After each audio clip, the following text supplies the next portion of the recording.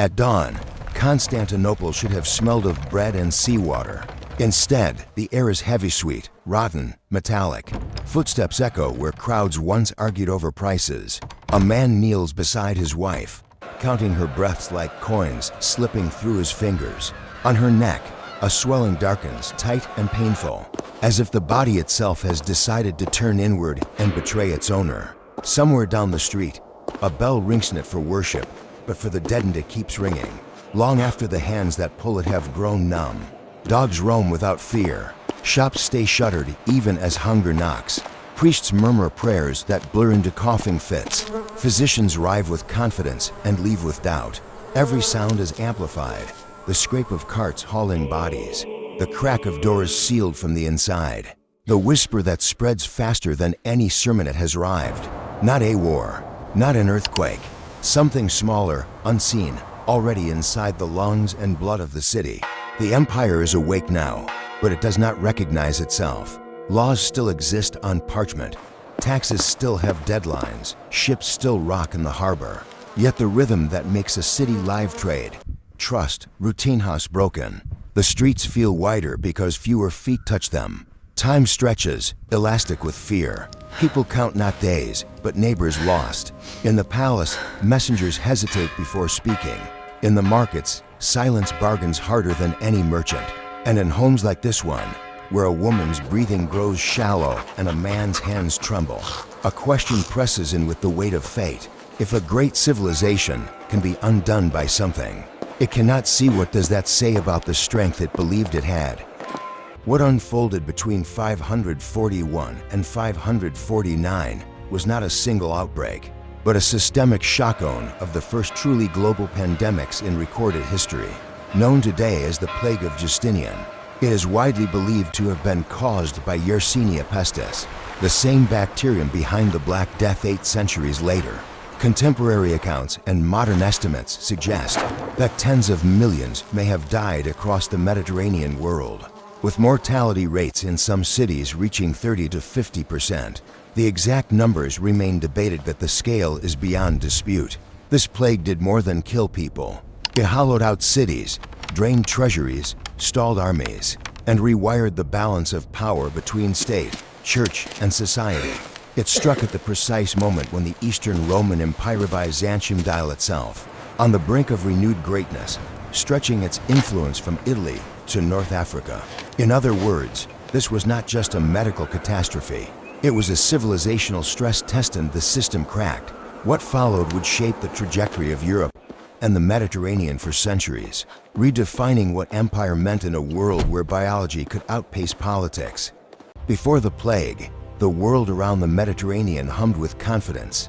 The 6th century opened under Emperor Justinian I, a ruler who believed history could be reversed and restored, borders healed, order reimposed. Gold flowed through Constantinople like blood through veins. Grain ships arrived on schedule from Egypt. Laws were standardized, rewritten, and proclaimed as eternal. The empire felt engineered, rational, governed by design. Cities were dense and vertical, alive with sound. Aqueducts carried water over hills. Public baths steamed from dawn until nightfall. Warehouses stacked grain, olive oil, and wine for a population that trusted the system to hold. Trade routes braided continents together, silk from the east, spices from the Indian Ocean, slaves and soldiers from the frontiers. Information traveled with merchants, faith with missionaries, power with armies. Climate, too, had been relatively stable. Agricultural rhythms were known and expected. The harvest calendar aligned with taxation, the calendar with ritual. Christianity offered meaning and cohesion, while classical medicine rooted in Galen premised that the body, like the state, could be balanced through reason. This was a world that believed it understood cause and effect. Prosperity felt earned, not borrowed. And because the system worked, because ships arrived, laws functioned, and prayers seemed answered, few questioned the invisible dependencies holding it all together. That confidence would soon become its most dangerous vulnerability. The very machinery that powered Byzantine prosperity also carved the path for catastrophe. Constantinople was not just a capital, it was a hub, a living intersection where routes from Africa, Asia, and Europe converged. Every day, ships unloaded grain, silk, timber, and people. Rats came too, nesting in holds, slipping along ropes, feeding on abundance. Fleas followed, quiet passengers in a system built for speed, not scrutiny. Urban density amplified everything. Crowded housing, shared wells, public baths, marvels of engineering become accelerants. The empire's triumph in logistics meant that when something moved, it moved everywhere. The same roads that carried law and legions carried disease. The same ports that fed millions now fed an outbreak, or sharpened the blade. Justinian's campaigns to reconquer the western provinces displaced populations, strained supply lines, and packed soldiers into camps where illness thrived. Refugees flowed into cities already swollen beyond design. Stability, once maintained through circulation, became exposure. Even faith played its part. Pilgrimages drew crowds across regions. Relics traveled. Sermons gathered the fearful into enclosed spaces where breath mingled with breath. The empire had optimized itself for connection, and connection, in this moment, was lethal. This was not failure by neglect. It was failure by success. The knife had two edges, and both cut deep. Long before the bells rang in Constantinople, the plague was already rehearsing its entrance at the margins of the known world. Most scholars place its ecological origins far from imperial palaces and rodent populations of Central Asia or East Africa, where Yersinia pestis circulated quietly among animals, flaring only when climate and trade aligned just right. A shift in rainfall, a disruption in food chains, a migration of rodent-small changes with continental consequences. The spark likely ignited along the southern routes of the Red Sea. In the port of Pelusium, near the Nile Delta, ships from the Indian Ocean and East Africa unloaded grain and luxuries into granaries that never slept. Here, in the shadows of sacks and timber, rats found paradise. Fleas jumped. The bacterium crossed its threshold. From there, the plague followed the Nile north like a dark tide, riding barges and caravans toward Alexandrian, of the largest cities on earth. Chroniclers would later describe bodies stacked faster than they could be buried. The river choked with the dead. Whether these accounts exaggerate or not, the pattern is unmistakable. The disease latched onto the empire's circulatory system. This was not invasion by an enemy with banners. It was infiltration by nature, exploiting the same global connections that made the 6th century world feel modern. The plague did not announce itself. It arrived the way systems fail quietly, at first, and then all at once. Constantinople, spring of 542. The city does not fall all at once. It slumps. Procopius, the court historian, watches from within the capital as the disease changes tempo. At first, it is a rumorsimeon in the harbor, someone in the poorer quarters. Then a pattern. Swellings appear in the groin, under the arms, behind the ears. Fever follows. Delirium. Silence. Some die in days. Others linger, staring through people they love, as if already halfway gone. The hospitals overflow. Doctors argue, prescribe, bleed, burn incense. Nothing holds. Graveyards fill, then spill. When coffins run out, bodies are wrapped in cloth. When cloth runs out, they are stacked. The city digs mass graves until the earth refuses to open any wider. And then something unthinkable. The emperor falls ill. Justinian, the man rebuilding Rome itself, collapses with fever. The palace closes its doors. Officials whisper in corridors thick with panic. If the emperor dies, what happens to the laws, the wars, the taxes still due tomorrow? For days, the empire holds its breath. Power, suddenly, feels fragile, balanced on a body that can be undone by a flea. Justinian survives. Many do not. By the time the bells finally stop ringing, Constantinople is no longer the same organism. It is thinner, slower, scarred, and everyone knows now, if the capital can bleed, nothing is safe. The plague did not move like a wave. It moved like a web, jumping, looping back, disappearing, then returning harder. From Egypt, it spread west along the North African coast, riding grain ships that fed the empire. Carthage, once a rival of Rome, now a supplier, felt the shock within months. By late 542, the disease had crossed the Mediterranean into Italy. striking Rome itself, a city already wounded by war and decline. The irony was cruel. The Reconquest meant to restore Rome helped deliver its next catastrophe. To the east, the plague followed roads into Syria and Anatolia. Antioch reeled. Villages along the routes emptied, not from flight, but from death. Some regions were hit once, others again and again. As the disease resurfaced in cycles over the next decade, this was not a single season of horror. It was recurrency, a reminder that the threat had learned the map. By 543, outbreaks appeared in Gaul and the Iberian Peninsula. Ports were the first to fall, then inland towns, then the countryside, usually spared, began to feel the absence of hands at harvest. Each node in the network became a relay point, passing the plague onward. Time itself felt distorted. Years blurred into episodes of fear. Just as communities began to recover, the bells would ring again. The empire had built a world of routes without borders, and now the plague used them. Better than any army ever had. At its height, the plague did not simply kill, it unplugged society. Markets closed not because goods were unavailable, but because no one remained to sell them. Prices spiked, then became meaningless. Coins sat in purses while bread vanished. Courts stopped meeting. Contracts dissolved into memory.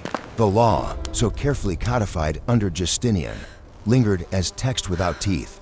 Healthcare collapsed first, then ritual followed. Too many sick for too few hands. Funerals shrank to gestures, then ceased altogether. Priests collapsed beside the dying.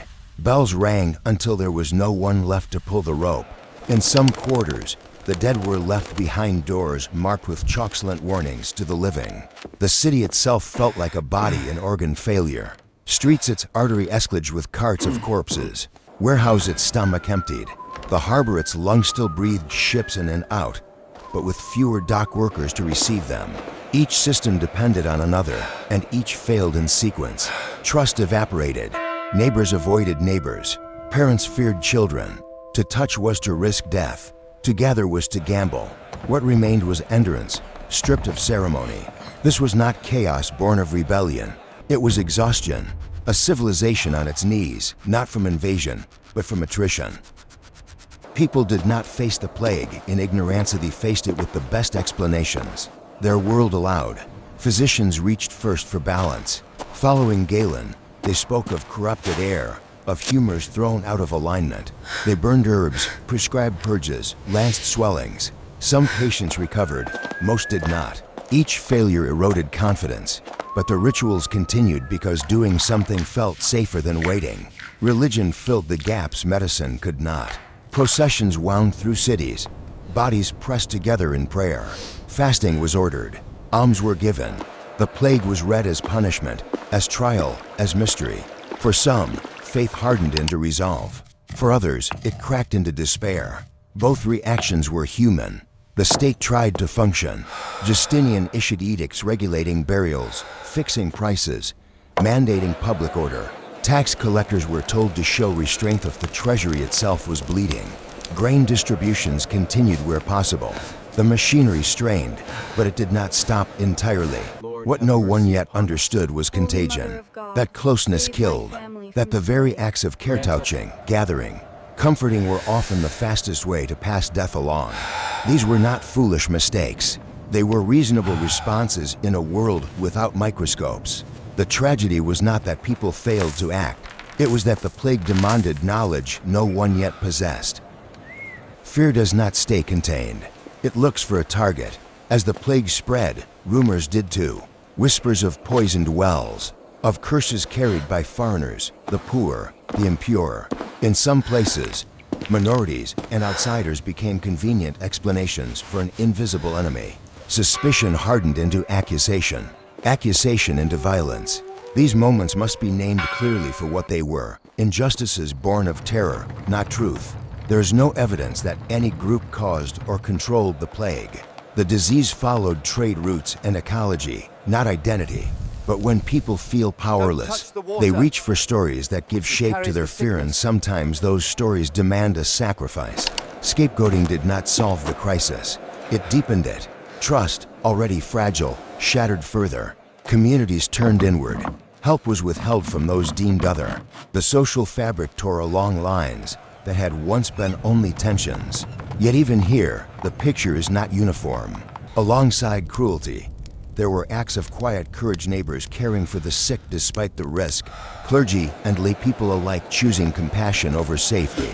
The plague revealed extremes, the worst and the best, sharpened by the same blade. History does not remember these moments to excuse them, but to warn us. When fear rules, reason is the first casualty and justice soon follows. When the cities weakened, the countryside felt the aftershock. At first, rural communities watched from a distance, believing density was the curse of cities. Then the roads carried it outward. Farmers fell ill during planting season. Shepherds collapsed on migration routes. Estates lost labor faster than they could replace it. Fields went untilled not from drought, but from absence. The effect on food production was brutal. With fewer hands to harvest, yields dropped. Surpluses vanished. Landowners abandoned marginal lands, retreating to what could still be worked. In some regions, forests began to reclaim fields. Hedgerows creeping back over stone boundaries laid generations before. Borders softened. With fewer soldiers and administrators, frontier regions became porous. Banditry rose not always from malice, but from hunger. The social order that tied peasant to landlord, village to market, loosened under strain.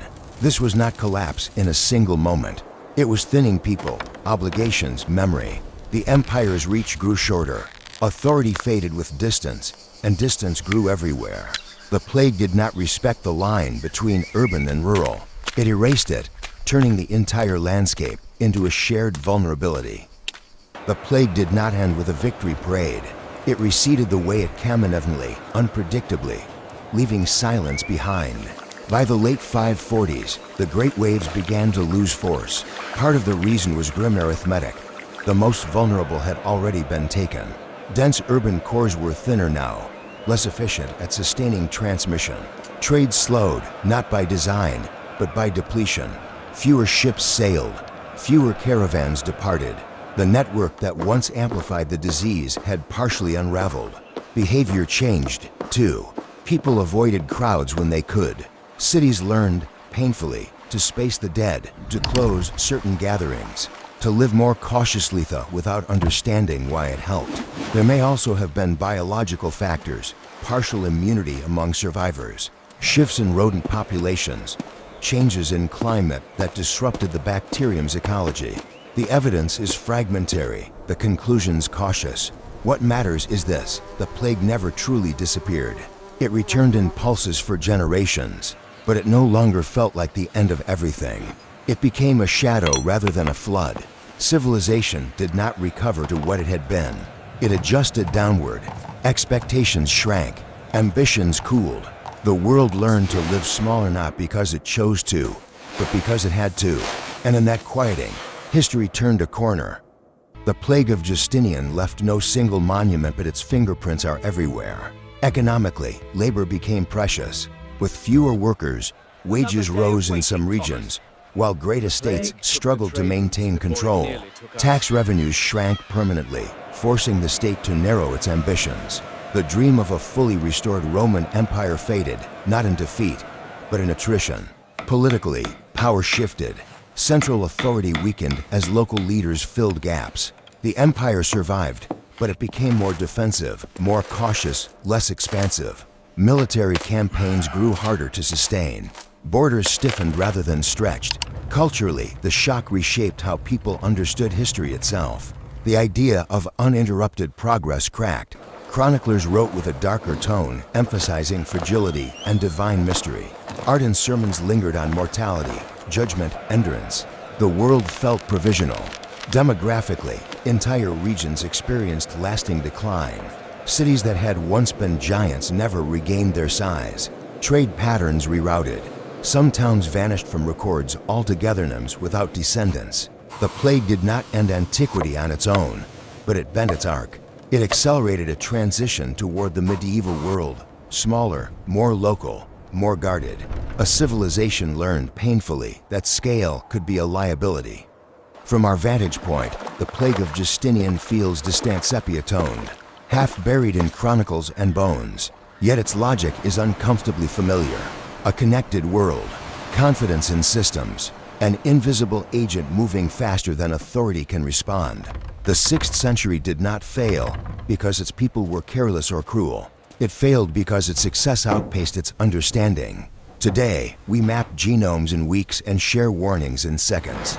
And still, the same tensions return. Fear versus trust, speed versus safety, connection versus resilience. The tools have changed. The questions have not.